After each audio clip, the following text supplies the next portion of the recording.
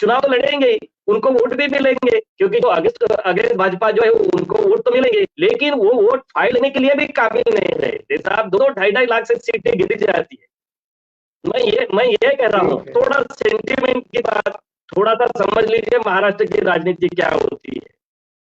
देखो, शिवसेना और मनसे का जो पूरा का पूरा कार्य पद्धति है, वो इमोशनल कार्ड खेलते हैं हरदम, वो इमोशंस में रहते हैं, वो कोई भी विक्टिम में कार्ड खेल लेते हैं। मराठी भाषा का कार्ड खेल लेंगे, हिंदुत्व का कार्ड खेलेंगे, और ये जो तो मेरी मुंबई का कार्ड खेलेंगे, बराबर है।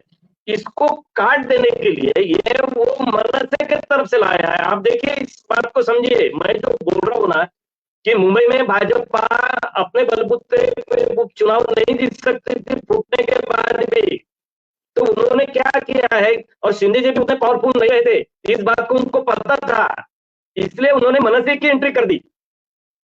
इस बात का आप ध्यान में रखिए। और आज भी लोग राज ठाकरे के रूप में बाला साहब ठाकरे के रूप देखते हैं। आप इस बात को, सेंटिमेंट्स को आप समझिए। और ये जो इमोशंस का खेल है ना, वो इमोशंस के खेल में भाजपा ने वो इमोशनल दोनों का युति करके वो सीट देके मुंबई में जो भाजपा को सीट मिलने की जो चांसेस है, जो सीटें फाइट में जो आने वाली थी, उसको उन्होंने काउंटर करने की भरपूर कोशिश किया। और मैं आपको बता दूं, ये इलेक्शन जब तक घोषित नहीं होते रहे, वो पूरा का पूरा पैचअप कर चुके होंगे।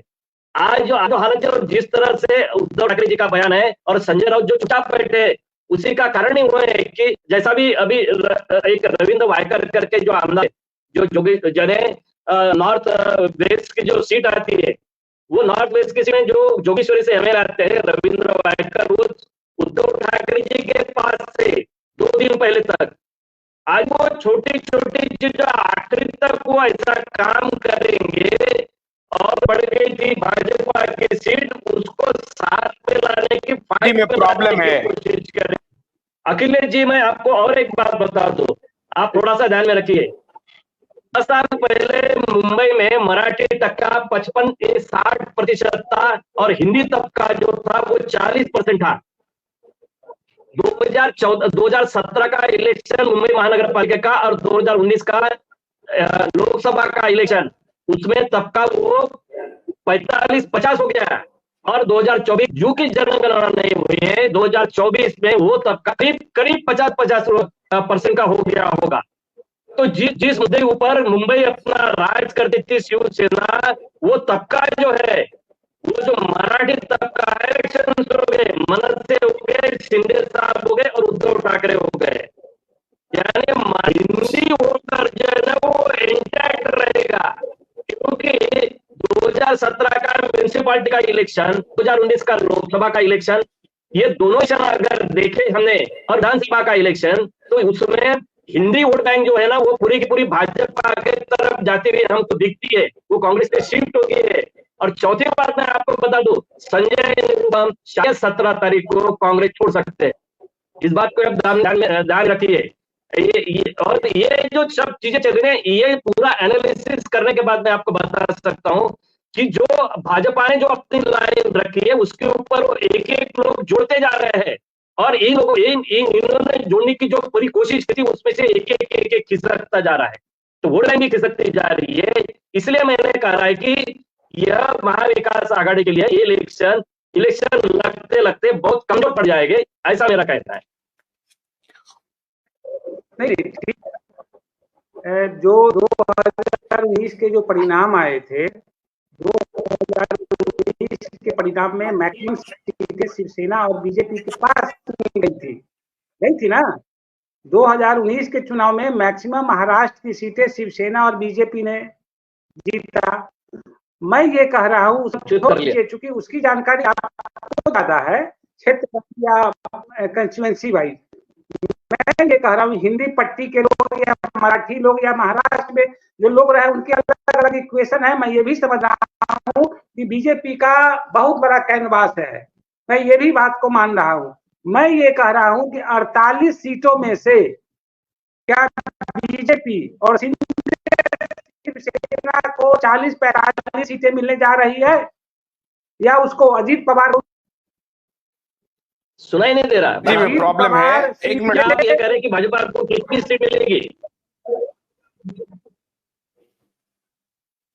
नहीं, मैं ये कह रहा हूं कि बीजेपी मिस्टर शिंदे और मिस्टर अजीत पवार को मिलाकर 40 से 45 सीटें इनको मिलेगी इस बार।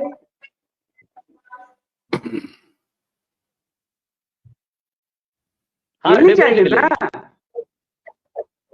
हाँ, तो अगर जब इतनी मिलने जा रही है, अगर 45-40 सीटें उनको मिलने जा रही है, तब तो कोई तरह की बात ही बेकार है।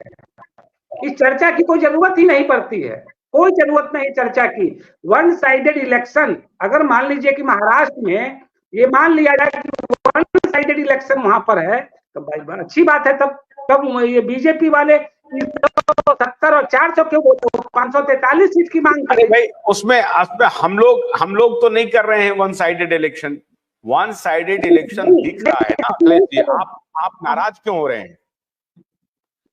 आप नाराज क्यों हो रहे हैं? हम कोई मैं नाराज की बात नहीं, विरोधी नहीं है। आशुतोष जी कह रहे हैं कि ऐसा बोलता हूं कि बिल्कुल वन साइडेड इलेक्शन नहीं है, फाइट हो रही है। इलेक्टोरल रणनीति है, उसमें बीजेपी जिस तरह से ताश के पत्ते को बिछा रही है, उससे ऐसा लग रहा है कि ये वन साइडेड इलेक्शन होने जा रहा है। सूर्यकांत जी बोलिए। नहीं, देखिए महाराष्ट्र में इससे एक बात से मैं सहमत हूँ, ये वन साइडेड इलेक्शन नहीं है।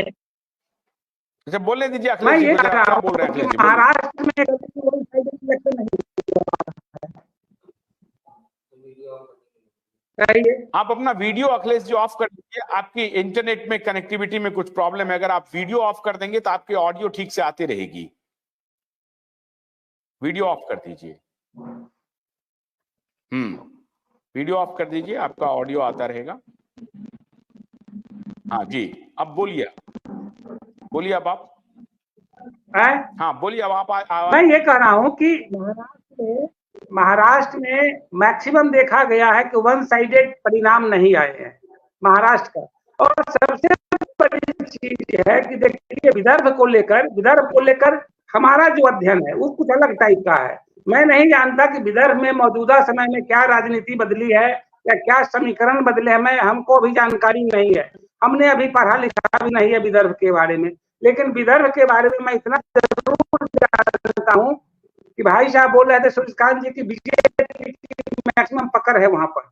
ये तो बड़ा हंसी की बात है भाई। बीजेपी की बंगाल में भी पूरी पकड़ है, बीजेपी की बिहार में पूरी पकड़ है, ये आज तक सरकार नहीं बना पाई वहां पर। तो मैं ये कह रहा हूँ ये भी जो महाराष्ट्र में सरकार बनी हुई है बीजेपी की, धोखे की सरकार है ना। धोखे की सरकार जो बीजेपी कर रही सब सही कर रही है। धोखे की सरकार है, बात ठीक है, धोखे की सरकार है जी। सूर्यकांत जी, हम ये कह रहे हैं कि धोखा देने में खाली बीजेपी माहिर थोड़ी है। मैं कह रहा हूं कि धोखा देने में तो आप लोग तमाम लोग, मतलब जो मैं काहे विकास अघाड़ी में जोड़ रहा हूं, क्योंकि आप उधर से प्ली कर रहे हैं, इसलिए धोखा देने में तो भाई उद्धव ठाकरे भी माहिर है ना। प्री पोल्स अलायंस था, धोखा किसने दिया? पहले प्री पोल्स अलायंस करके आए और उसके बाद बोला कि नहीं मैं मुख्यमंत्री बनूंगा। छोटी पार्टी 60-65 सीट, और उसके बाद एक बड़ी पार्टी जिसको 100 से ज्यादा सीट। सुनिए, धोखे की बात कर रहे हैं आप। एक तरफ तो आप कहने लगते हैं कि हमारा एकदम प्रिंसिपल की पॉलिटिक्स करिए, और धोखा देने की बात आप भाजपा पर करने लगते हैं, और उधर से जब आपको आईना दिखाते हैं तो भागने लगिएगा। धोखा किसने दिया सबसे पहले?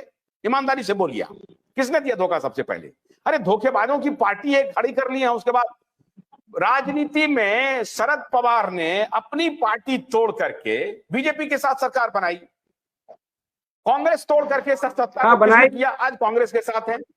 हम कह रहे हैं धोखा। वो क्या हुआ? वो पॉलिटिकल विजडम। और बीजेपी अगर तोड़वाती है या तोड़ने पर वो मजबूर हो जाती है तो वो कहिएगा कि धोखा।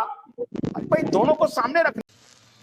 भोलानाथ के 2-in-1 बैटरी ऑपरेटेड हार्वेस्टर कम ब्रश कटर के साथ ट्रॉली अतिरिक्त लागत पर उपलब्ध है।